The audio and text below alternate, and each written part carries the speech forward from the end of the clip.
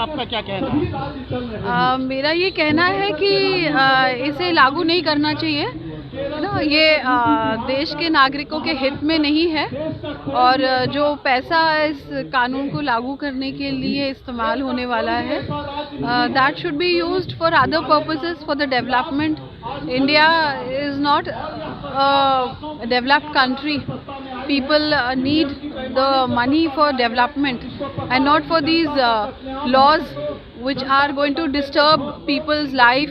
It is leading to an identity crisis. No? Everybody is worried. So this law should not come into effect. Thank you. Jamia में हुए लाठीचार्ज की बाबत आपका कुछ कहना है? I think that is inhuman. There are students who are protesting. Everybody has a right to put their point of view, and this should not be curbed. I mean, you cannot act like this. You cannot. I mean, this is peaceful protest by students have been interrupted by some hooligans, and the brunt has been borne by students. That's not correct.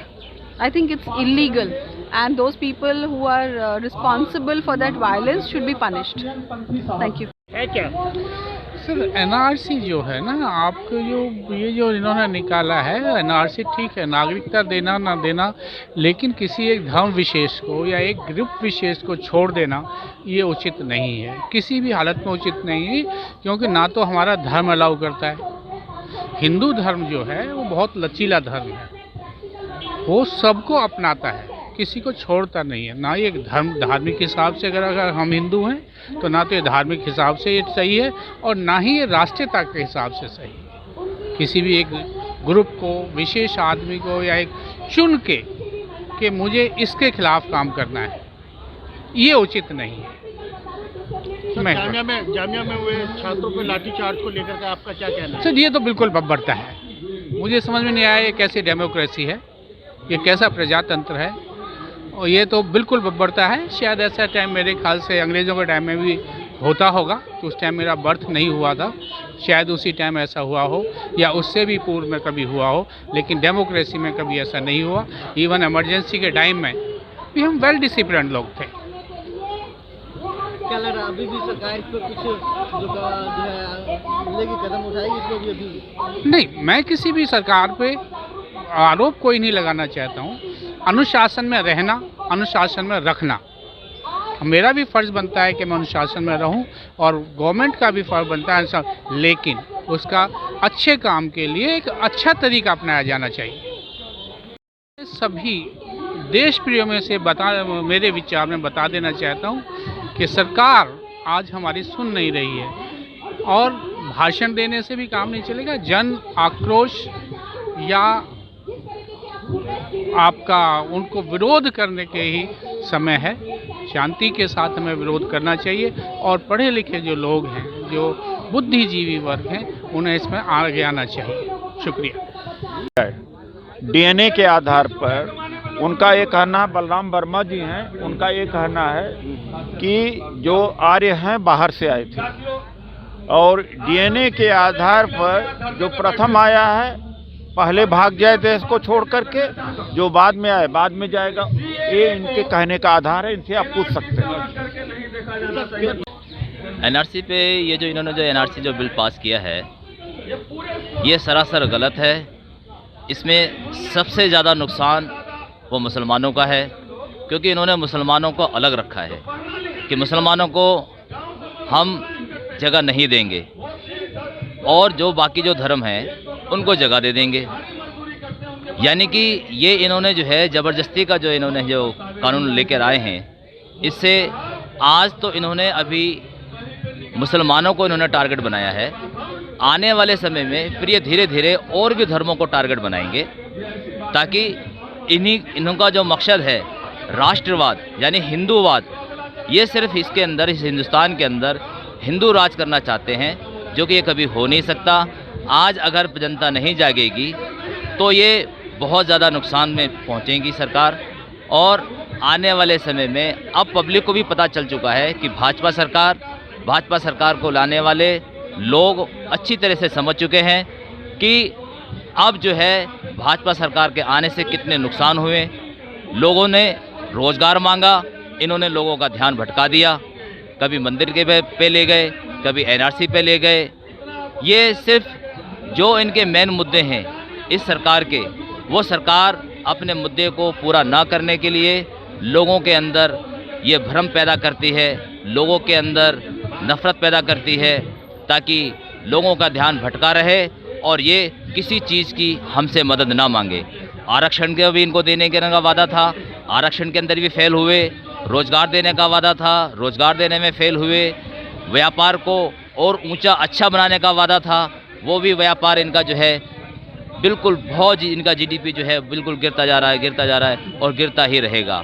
अगर इस तरीके से ये काम करते रहेंगे तो एक दिन इनको खुद गिरना पड़ेगा और पब्लिक इनको खुद गिराएगी।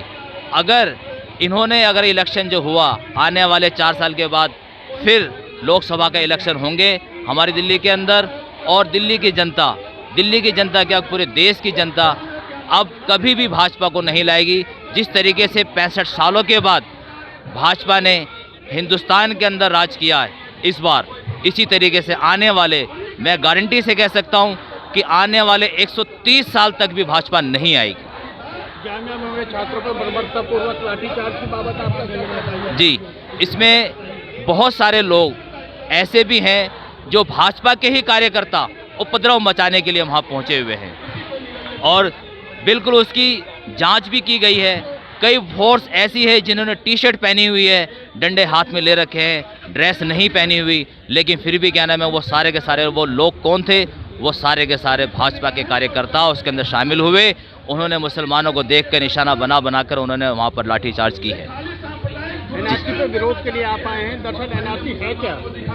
एनआरसी के अंदर जो राष्ट्रीय जो इसमें रजिस्टर जो करना है इसके अंदर, तो इसमें यूँ बताया कि 1951 से जो लोग यहाँ रह रहे हैं उनको राष्ट्रीयता दी जाएगी, प्राथमिकता दी जाएगी।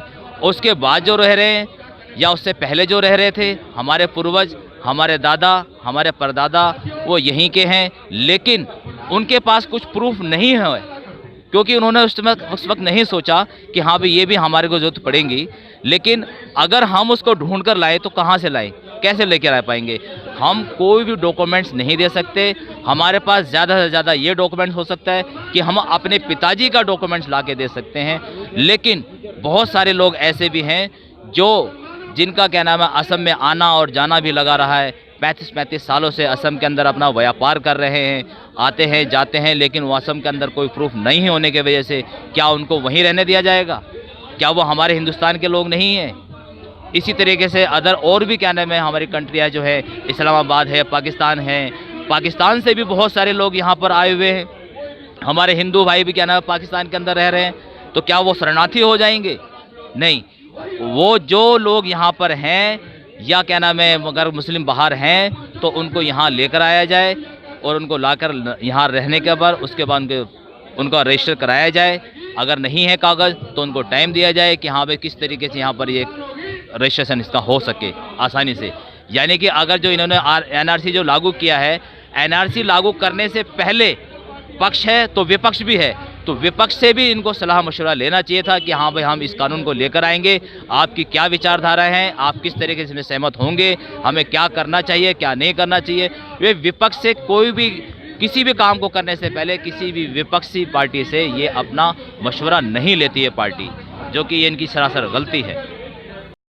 एनआरसी जो देश में जो घुसपैठिए हैं, जो बाहर से आए हुए लोग हैं, उनको बाहर निकालने के लिए ये एनआरसी का नाम दिया गया है। अब मैं पहले पूछना चाहता हूँ कि देश में घुसपैठिए आते कहाँ से, किस रास्ते से आते हैं लोग? हवा में उड़ के आते हैं, पानी के रास्ते आते हैं, ज़मीन के नीचे से आते हैं, कैसे आते हैं लोग? इन लोगों को सरकार लाती है अपना वोट बैंक बढ़ाने के लिए। अब इन्होंने कैब के ऊपर लागू किया है। इस देश का पुराना नारा है हिंदुस्तान के 4 भाई, हिंदू मुस्लिम सिख ईसाई। तो आज एक भाई के साथ न्याय क्यों? उसको न्याय क्यों नहीं मिल रहा? उसको साथ अन्याय क्यों हो रहा है? इसलिए हो रहा है कि बीजेपी का जो मंशा है, बीजेपी का हिंदू वोट घट रहा है। इसलिए ये लोग श्रीलंका से नहीं ला रहे, भूटान से नहीं ला रहे, ये लोग दूसरी जगहों से नहीं ला रहे हैं हिंदुओं को। इन्होंने कहा है कि पाकिस्तान, अफगानिस्तान और बांग्लादेश से हिंदू लोग, दूसरे गैर मुस्लिम लोग वो देश में आ सकते हैं, मुसलमान नहीं आ सकते। मुसलमान क्यों नहीं आ सकते? मुसलमानों को आना भी उतना ही ज़रूरी है। मुसलमानों का देश है ये देश किसी के एक बाप का नहीं है। ये जितना हिंदुओं का है उतना मुसलमानों का है, जितना सिखों का है उतना ईसाइयों का है। ये किसी एक का देश नहीं है। इस देश को आज़ादी कर दिलाने में किसी एक का रोल नहीं था। अंग्रेज़ किसी एक को लाठी लेके नहीं मारते थे, वो ये देख के नहीं मारते थे कि ये मुसलमान है या ये हिंदू है या ये सिख है या ये ईसाई है। वो लाठी चार्ज करते थे ये देख के कि वो ये देशद्रोही हैं, ये देश की आज़ादी की कल्पना करते हैं। इसलिए बीजेपी से ये है कि जो इन्होंने कैप लाए हैं, लोकसभा में पास कराया, राज्यसभा में पास कराया, फिर ये गया चला गया महामहिम राष्ट्रपति के पास। राष्ट्रपति जो है इस वक्त एक धृतराष्ट्र का रोल अदा कर रहे हैं। जैसे महाभारत में धृतराष्ट्र थे जिन्हें कुछ नहीं दिखाई देता था, कुछ नहीं सुनाई देता था, ऐसे आज हमारे महामहिम हैं, इन्हें कुछ नहीं दिखाई दे रहा, इन्होंने कुछ भी नहीं पढ़ा। कैप का जिक्र कर रहे हैं, कैप है क्या? कैप का मतलब ये है कि जो हिंदुस्तान में जो तीन जो जातियों के लोग हैं, हिंदू, सिख, बुद्ध, पारसी, इन लोगों को देश में लाने की बात हो रही है और मुसलमानों को लाने की बात नहीं हो रही। मैं कैप की फुल फॉर्म यही है जो आप बता रहे हैं? जी हाँ, बिल्कुल यही है मेरे हिसाब से। दूसरी बात ये कि इस देश में लोकतंत्र है, सबको बोलने की आज़ादी है, सबको आने जाने की आज़ादी है। अब ये 11 साल की जो एक नेशनलिटी थी उसको ये घटा के 6 साल में ला रहे हैं, ये अच्छी बात है। लेकिन बीजेपी जो है ये मुद्दों से भटका रही है, ये बेरोज़गारी से भटका रही है, ये जीडीपी से भटका रही है, ये युवाओं को रोज़गार देने से भटका रही है। इनका नारा सिर्फ ये है डिवाइड एंड रूल, अंग्रेज़ों वाली पॉलिसी इस्तेमाल कर रहे हैं कि लड़ाओ और राज करो। इनके पास हिंदू और मुसलमान के अलावा कोई मुद्दा नहीं है। आज आप देखिए, आपके माध्यम से मैं एक बात कहना चाहता हूँ कि अभी कुछ समय से पाकिस्तान का नाम नहीं लिया जा रहा, वरना आए दिन हिंदू पाकिस्तान, इंडिया पाकिस्तान होता है, ये होता है, वो होता है। आतंकवादी आ रहे हैं, आतंकवादी घुस बैठ रहे हैं। कहाँ से आते हैं आतंकवादी? इन्हें कौन लाता है? ये सरकार के कहने पर ही आते हैं, सरकार के कहने पर ही ये विवाद करते हैं, आतंक मचाते हैं। जी, प्रोटेस्ट करने आए हैं कैप के खिलाफ। इस समय असम के हालात क्या हैं? बहुत ही बदतर हालात हैं हम लोगों के वहाँ पे। जो ये सिटीजन अमेंडमेंट बिल पेश किया गया, इसको एक्ट में कन्वर्ट किया गया है, उसके खिलाफ not only one party, all the people of Assam they came out. वो बाहर आ गए, रास्तों पे आ गए, सड़कों पे आ गए। हर कोई, डॉक्टर्स हो गया, टीचर्स एसोसिएशन हो गया, डॉक्टर्स एसोसिएशन हो गया, कल्चरल के जितने भी लोग हैं वो लोग बाहर आ गए। Every one is on the road. Assam तो जल रहा है, असम जल रहा है, अगेंस्ट हो रहा है, कैप के अगेंस्ट में हर कोई रास्ते पे, सड़कों पे आ गए। आप यहाँ क्यों आए हैं? सर, जो एनआरसी सिटीजन है, suppose that sir prime minister सही कर रहे हैं, बट मैं चाहती हूँ सबके हित में हो, सब सारे लोगों को एक ही समझा जाए, एक तरह से समझा जाए उन लोगों को, ये हिंदू मुस्लिम का भेदभाव नहीं करा जाए। हम यहाँ जंतर मंतर पर इसलिए आए हैं कि हमारे संविधान के साथ छेड़छाड़ की जा रही है और ये मनुवाद हमारे संविधान को बदलने में लगे हुए हैं। आज देखो, दिल्ली शहर में जगह जगह आगजली हो रही है। इस आगजली के पीछे जो भी इनका हाथ है, मनुवाद का हाथ है। हम चाहते हैं हमारे संविधान के साथ कोई छेड़छाड़ न की जाए। हम डीओम परिसंघ के जितने भी साथी, सब जितने कार्यकर्ता हैं, सब यहाँ आए हुए हैं और डीओम के परिसंघ के जो चेयरमैन हैं श्री डॉक्टर उदित राज जी, उनके नेतृत्व में यहाँ पर एक धरना प्रदर्शन रखा गया है। हम चाहते हैं हमारे धरने और प्रदर्शन से, धरना प्रदर्शन किस विषय पर रखा गया है? धरना इस प्रदर्शन, जान निकाल दिया आसाम वालों का। सबसे ज़्यादा परेशान हम आसाम वाले हुए हैं। 5 साल तक एनआरसी चलता रहा, हम लोगों ने बहुत परेशानी करके अपना सब कुछ दिया था, दस्तावेज। अभी हमारा बेईमान सरकार बोलता है कि खारिज कर दिया, अभी दोबारा से एनआरसी होगा, ऐसा सुनने में आ रहा है। एनआरसी ने हमको बहुत परेशान किया, बहुत हमारा नुकसान किया। हम गरीब लोग हैं, बहुत परेशानी में थे हम लोग एनआरसी के वो जो दस्तावेज जमा करने के लिए। असम के क्या हालात है इस वक्त? बहुत ही बुरा हाल है। मैं तो बहुत मुश्किल से यहाँ आया हूँ, गाड़ी बनता, ट्रेन बनता, मैं फ़्लाइट करके आया हूँ मेरे भाई लोगों के साथ देने के लिए, ये CAA के अगेंस्ट में बात करने के लिए, विरोध करने के लिए, विरोध जताने के लिए मैं दिल्ली फ़्लाइट करके आया, क्योंकि आने जाने का कोई साधन नहीं था। 4-5 दिन से हमारा इंटरनेट बनता, ट्रेन बनता, बस बनता, रास्ता घाट में आग जल रहा था, बहुत बुरा हाल था हमारे वहाँ। मैं सिर्फ विरोध के लिए इधर आया हूँ।